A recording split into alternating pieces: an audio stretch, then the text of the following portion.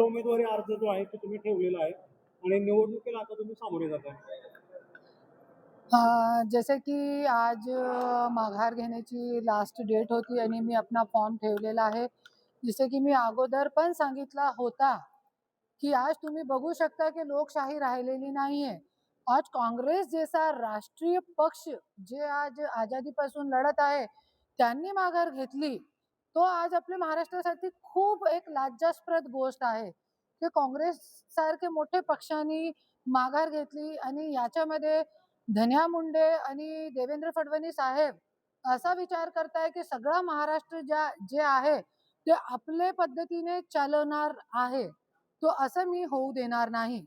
मी पण माघार घेणार होती क्योंकि राष्ट्रवादीचे 2-3 लोकांसोबत माझा बोलणं झाला, मोठे नेते आहे त्यांच्यासोबत माझा बोलणं झाला होता काल रात्री आणि मी विचार केला होता की नाही मी माघार घेणार आहे. एक महिलासोबत आपल्याला सहानुभूतीची लाट आहे आणि मी इतकी मोठी पण नाहीये की मी ताईसमोर लढू. पण मी येताना मी एक पोस्ट बघितली. माझ्या डोक्यात फिरलं की ते पोस्टमध्ये काय होता, धन्या मुंडे आणि सीएम साहेब आपले देवेंद्र भाऊ त्यांचा फोटो होता आणि धन्या मुंडेनी आपले काँग्रेसचे नेता कोण आहे ते हर्षवर्धन सपकाळ साहेबांना कॉल केला आणि काँग्रेसच्या उमेदवारांनी माघार घेतली. तो मी विचार केला अरे कोणीतरी मर्द असला पाहिजे ना, कोणीतरी असा मर्द असला पाहिजे या महाराष्ट्रामध्ये जे कोणीतरी आपले जे महापुरुष झालेले आहे त्यांच्यासाठी लढलं पाहिजे. आणि दुसरी एक माझी मागणी होती की मी माघार जरी घेण्यासाठी माझी एक मागणी होती ते माझी पूर्ण नाही झाली. ते माझी मागणी हे होती की जरी अजित दादा का जे FIRच्या आज रोहित दादा आवाज उचलत आहे ते जरी FIR मला दिली माझ्या हातामध्ये तर मी माघार घेते. क्यों? क्योंकि अजित दादाला न्याय भेटू शकते जरी FIR झाली तर.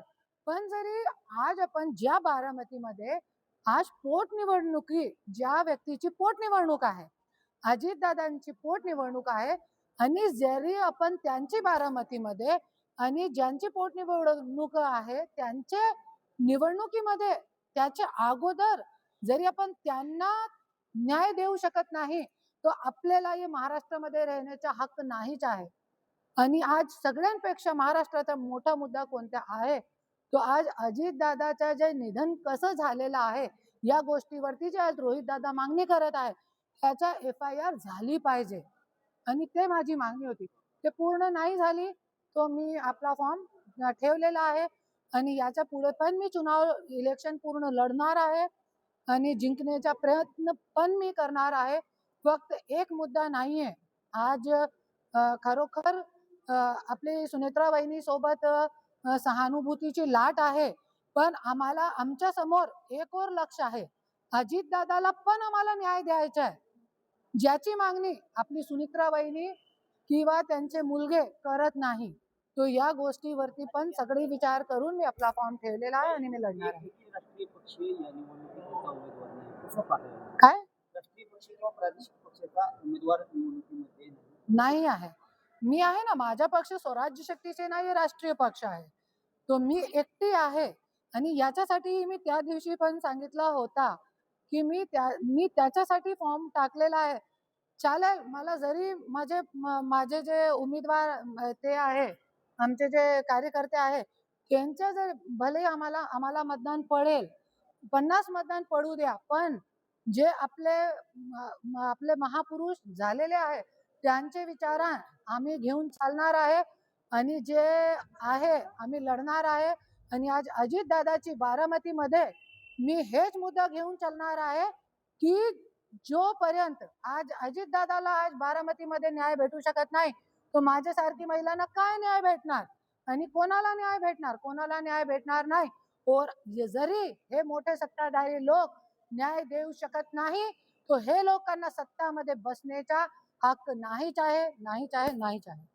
काही तुम्ही जसं पाहायला गेलं तर बीड हा मुंडेंचा बालेकिल्ला मानला जातो तसं बारामती देखील पवारांचा बालेकिल्ला मानला जातो. तर मुंडे पहिल्यांदा बारामतीमध्ये येऊन पवारांना आव्हान देतात. कसं निवडणुकीला सामोरे जाणार? असू द्या ना, काय लढने का मजा तो वही आता है जहाँ लड़ने वाला मजबूत हो. और राजकारणमध्ये माझे जे आयडियल आहे, माझे राजकारणमध्ये जे आयडियल आहे ते कोण आहे? शंभूराजे, छत्रपती शिवाजी महाराजांचा मुलगा शंभूराजे माझे आयडियल आहे, ज्यांना किती मोठी मोठी ऑफर आली होती पण माघार घेतली नाही. तेच विचार घेऊन मी छत्रपती शिवाजी महाराज नसून त्यांनी मी आयडियल मानलेला आहे आपला, क्योंकि त्यांचे जखमावर नमक छिडकला. काय काय ऑफर नाही होती त्यांना, पण त्यांनी माघार घेतली नाही. तसंच त्यांच्या शंभूराजेच्या विचारवर चलणारी मी आहे. तुम्ही म्हणालात की राष्ट्रवादीच्या 2-3 नेत्यांनी तुमच्याशी संपर्क केला. कोण नेते होते ते आणि काय बोलणं झालं होतं तुमचं त्यांच्याशी? आहे, खूप चांगले आहे आणि त्यांनी त्यांची बाजू मांडली आणि मी त्यांचं कौतुक पण करते.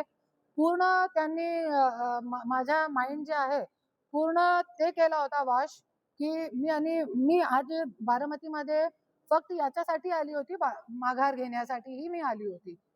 पण मी ते पोस्ट बघितली ना, की महाराष्ट्र जे आहे फक्त क्या देवाभाऊ आणि धन्या मुंडे चालवणार आहे का? फक्त ते हा ते पोस्ट आहे ना, की धन्या मुंडे आणि धन्या मुंडेनी आपले काँग्रेसचे नेता कोण आहे? हर्षवर्धन सपकाळ सोबत बोलणं केला आणि काँग्रेसच्या उमेदवारांनी माघार घेतली. तो एक लक्षात ठेवा, महाराष्ट्राची जनताला मी एकच बोलते, हे मोठे मोठे राजकारणी लोक आज काँग्रेस सारखा पक्ष विकू शकता, पण करुणा मुंडेला खरेदी करण्याची कोणीचीही लायकी नाही. धनंजय मुंडेंनी तुमच्याशी संपर्क साधण्याचा प्रयत्न केला का? संपर्क त्यांनी केला होता, त्यांच्या आव्हानातून तो मी इकडे आलेली आहे ना लढण्यासाठी, नाही तर मी आली पण नाही होती. क्योंकि त्यांनी मला मी त्या दिवशी सांगितलं की धन्या मुंडेंनी मला आवाहन केला होता, अरे तुझी काय लायकी नाहीये, तू काय करणार, तू जरी उभे राहिली तू तिकडे फॉर्म टाक, काय करायचंय तुला कर तू, आणि मी बघतोय तू कसं जिंकते. अरे चालेल, मी तो हारली तरी पण मी जिंकल्यासारखीही असणार आहे. क्यों? क्योंकि मी एक रणरागिणी आणि मी लढते आणि मी वाईट गोष्टीसाठी लढते. आणि आता पण मी सांगितलं, जरी दादाची FIR माझ्या हाता लागली होती, आज कालपासून मला हाता लागली होती दादांची FIR, तो मी आज माघार घेतली असते.